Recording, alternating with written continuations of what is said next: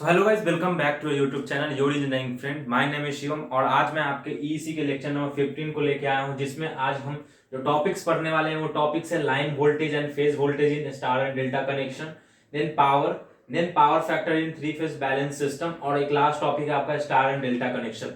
तो स्टार और delta connection हमने प्रीवियस लेक्चर में पढ़ लिया, जिससे आपको एक्चुअल में नॉलेज मिल गया कि स्टार कनेक्शन और डेल्टा कनेक्शन क्या होता है।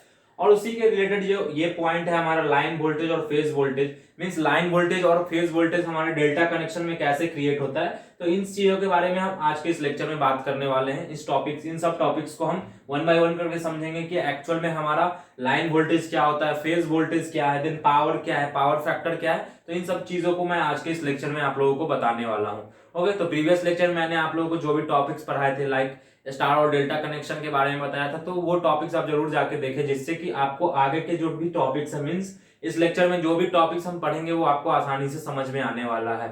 ओके, ये आपके यूनिट नंबर 3 का लास्ट टॉपिक है, मींस इस लेक्चर के बाद आपका यूनिट नंबर 3 कंप्लीट हो जाएगा। उसके बाद हम यूनिट नंबर 4 को स्टार्ट करने वाले हैं। तो यूनिट नंबर 3 के जो रिमेनिंग पॉइंट्स, तो आपके यही 4 पॉइंट्स थे जो कि आपके यूनिट नंबर 3 के रिमेनिंग पॉइंट थे। तो आज के इस लेक्चर में हम यूनिट नंबर 3 के जितने रिमेनिंग पॉइंट है उसे कंप्लीट कर लेंगे, चाहे जिसकी वजह से हमारा फर्स्ट यूनिट, सेकंड यूनिट और थर्ड यूनिट कंप्लीट हो जाएगा। और नेक्स्ट लेक्चर से हम फोर्थ यूनिट को स्टार्ट करने वाले हैं। ओके, सो आज के लेक्चर में हम इन टॉपिक्स को देखेंगे वन बाय वन करके, हम इन सभी टॉपिक्स को समझेंगे। ओके, तो लेक्चर स्टार्ट करने से पहले एक इन्फॉर्मेशन मैं आप लोगों को दे देना चाहता हूं। जैसा कि आप लोग जानते हैं, योर इंजीनियरिंग फ्रेंड की टीम आप लोगों के लिए डिफरेंट कोर्सेज प्रोवाइड करती है। लाइक सेकंड ईयर के स्टूडेंट्स के लिए, थर्ड ईयर के स्टूडेंट्स के लिए यहाँ कोर्सेज प्रोवाइड किए जाते हैं, जहां पे आपको जो भी एमएसबीटी के रिलेटेड सब्जेक्ट है, मींस जो भी आपको सेकंड ईयर में सब्जेक्ट्स पढ़ना है, थर्ड ईयर में सब्जेक्ट्स पढ़ना है, उन सभी सब्जेक्ट के रिलेटेड आपको लाइव लेक्चर्स प्रोवाइड किए जाते हैं, देन असाइनमेंट्स प्रोवाइड किए जाते हैं, क्वेश्चन बैंक प्रोवाइड किए जाते हैं, प्रीवियस ईयर क्वेश्चन मींस एक कंप्लीट पैकेज आप लोगों को मिलता है, जिससे कि आप एक बेटर तरीके से अपने एग्जाम की प्रिपरेशन कर सकते हो। और एक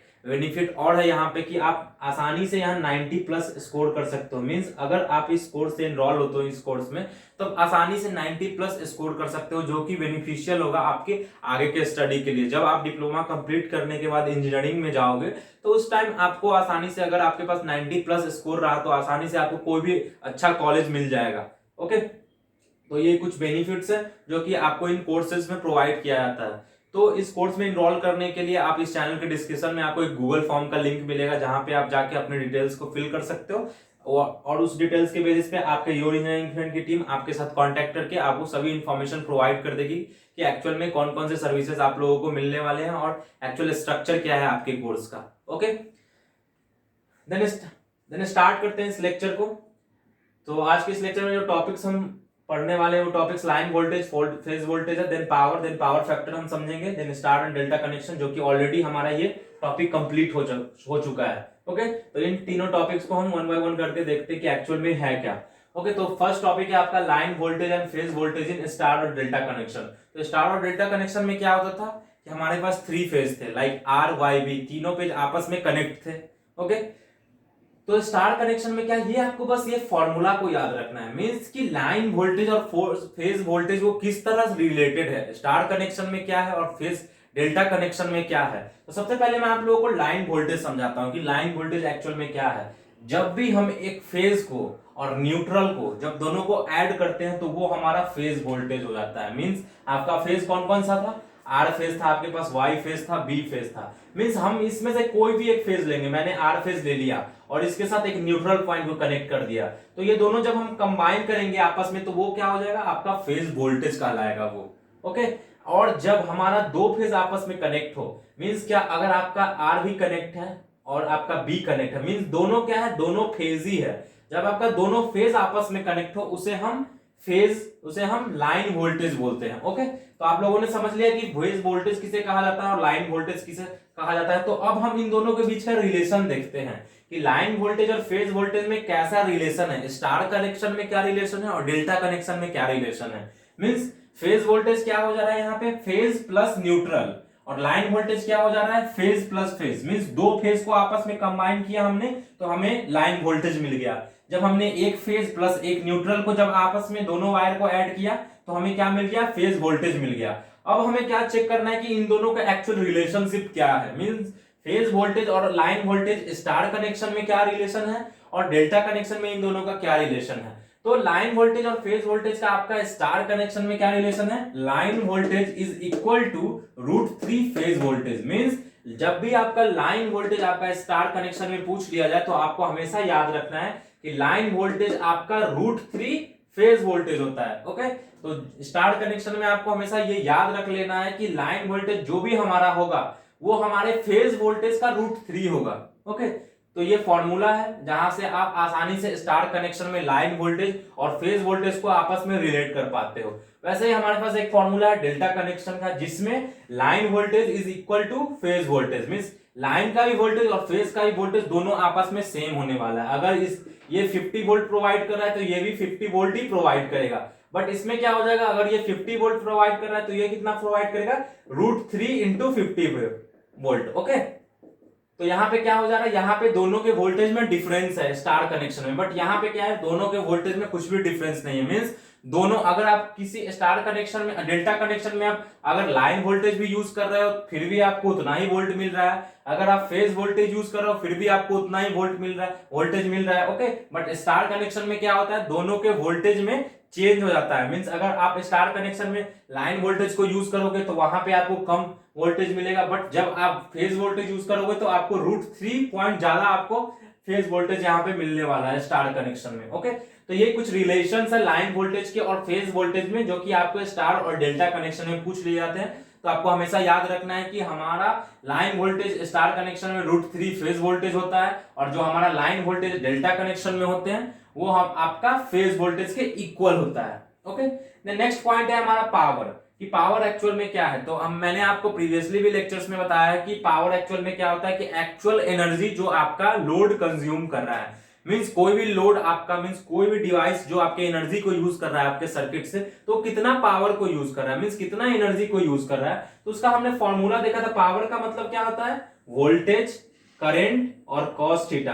मींस वोल्टेज का, करंट का और कॉस थीटा का क्या होता है, तीनों का प्रोडक्ट होता है। मींस तीनों का मल्टीप्लीकेशन आप जब कर दोगे आपस में मल्टीप्लीकेशन, तो आप लोगों को पावर मिल जाने वाला है। मींस टोटल पावर इसमें क्या होगा, तो total power is equal to 3 times the single phase power. Means क्या, सिंगल फेज में जो हमारा पावर मिलता था उसका 3 गुना ज्यादा पावर आपको यहाँ पे मिलने वाला है, क्योंकि यहाँ पे 3 फेज है। मींस क्या, जो आपको एक फेज में जितना पावर मिल रहा था उसके 3 गुना ज्यादा पावर आपको यहाँ पे मिल रहा है, क्योंकि ये हमारा 3 फेज पॉलीफेज एसी सर्किट है। क्योंकि यहाँ पे हमारे पास एक से ज्यादा फेज है तो पावर भी हमारा एक से ज्यादा पावर यूज मिलने वाला है। ओके, तो यहाँ पे जो भी पावर आपका जनरेट होगा वो पावर क्या, 3 गुना ज्यादा होगा आपके नॉर्मल एसी सर्किट से। ओके, 3 टाइम्स ग्रेटर होगा आपके नॉर्मल एसी सर्किट से। ओके, देन पावर फैक्टर क्या है यहाँ पे, तो पावर फैक्टर इन 3 फेज बैलेंस सिस्टम की, एक 3 फेज के बैलेंस सिस्टम में आपका पावर फैक्टर क्या होता है। वहां पे आपने देखा था कि पावर फैक्टर हम आसानी से जनरेट कर पाते थे, एपरेंट पावर को, रिएक्टिव पावर को, सबको एक दूसरे को रेशियो में डाल के हम पावर फैक्टर को जनरेट कर पाते हैं। तो यहाँ पे हम पावर फैक्टर कैसे निकालेंगे, तो यहाँ पे पावर फैक्टर का रिलेशन क्या होता है कि a 3 phase balanced load which has a power factor of 0.707 is connected to a balanced supply. Means जब भी आपको एक बैलेंस्ड सप्लाई देना है अपने सर्किट में, मींस वो सर्किट को आपको इफिशिएंट बनाना है, तो आपको 0.707 के पावर फैक्टर को प्रोवाइड करना होगा। तो आपको ये पॉइंट हमेशा याद रखना है कि जब भी एक बैलेंस्ड सिस्टम हमारे पास हो तो उसका जो पावर फैक्टर होगा वो हमेशा आपका 0.707 होने वाला है। इसी पावर फैक्टर पर आपका वो सर्किट वर्क करेगा इफिशिएंटली। मींस जितना भी लोड आप अटैच करोगे उस सर्किट से वो आसानी से उस पावर को यूज कर सकता है। ओके, तो ये हमारा actual ratio means actual value है जो आपको पावर फैक्टर में यूज करना है एक बैलेंस सिस्टम में, जो कि 0.707 है। ओके, और जब भी आपको पावर पूछ लिया जाए कि पावर का क्या रिलेशन है हमारे सिंगल एसी सर्किट से पॉलीफेज एसी सर्किट में, तो आपको हम डायरेक्टली वहां पे लिख देना है कि जब भी हमारा पॉलीफेज एसी सर्किट होता है वहां पावर हमारा 3 गुना ज्यादा हो जाता है, 3 टाइम्स ग्रेटर हो जाता है नॉर्मल एसी सर्किट के कंपैरिजन में। ओके, जब आपको डेल्टा कनेक्शन के लिए पूछ लिया जाए कि डेल्टा कनेक्शन में लाइन वोल्टेज और फेज वोल्टेज का क्या रिलेशन है, तो आप वहां पे डायरेक्टली बोल सकते हो कि लाइन वोल्टेज हमारा √3 फेज वोल्टेज होता है। ओके, √3 फेज वोल्टेज हमारा लाइन वोल्टेज होता है स्टार कनेक्शन में, बट डेल्टा कनेक्शन में लाइन वोल्टेज और फेज वोल्टेज आपका हमेशा इक्वल रहता है एक दूसरे के। ओके, तो ये कुछ टॉपिक्स थे जो कि आपके यूनिट नंबर 3 के लास्ट के टॉपिक्स थे। मींस इसके बाद आपका यूनिट नंबर 3 कंप्लीट हो जाता है और उसके बाद नेक्स्ट लेक्चर से हम यूनिट नंबर 4 को स्टार्ट करने वाले हैं। ओके, तो आज के इस लेक्चर में बस इतने ही टॉपिक्स थे। होप करता हूं कि आपको सभी टॉपिक्स क्लियरली समझ में आ गया होगा। इन सभी टॉपिक्स से रिलेटेड जो भी नोट्स हैं, आपको इस चैनल के डिस्क्रिप्शन में एक लिंक मिलेगा जहां पे आप जाके व्हाट्सएप ग्रुप को ज्वाइन कर सकते हो, जहां पे हर एक नोट्स आपको टाइम टू टाइम प्रोवाइड कर दिया जाता है। और इन नोट्स को आप योर इंजीनियरिंग फ्रेंड के वेबसाइट पे भी जाके एक्सेस कर सकते हो। तो वहां पे सभी नोट्स अपलोड है, वहां पे जाके आप सभी नोट्स को डाउनलोड कर सकते हो। ओके, बट व्हाट्सएप ग्रुप को जरूर ज्वाइन करना आप लोगों के इंपॉर्टेंट है, क्योंकि वहां पे आपको नोट्स के अलावा भी बहुत सारे मटेरियल्स प्रोवाइड किए जाते हैं, जिससे कि आप एक अच्छे तरीके से आप इस सब्जेक्ट की प्रिपरेशन कर सकते हो।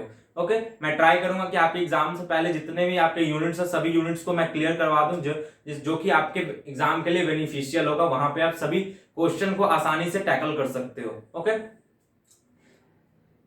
ओके, देन आज के इस लेक्चर में बस इतने टॉपिक्स थे। मिलते हैं नेक्स्ट लेक्चर में, तब तक के लिए thank you for watching this video. Bye, take care.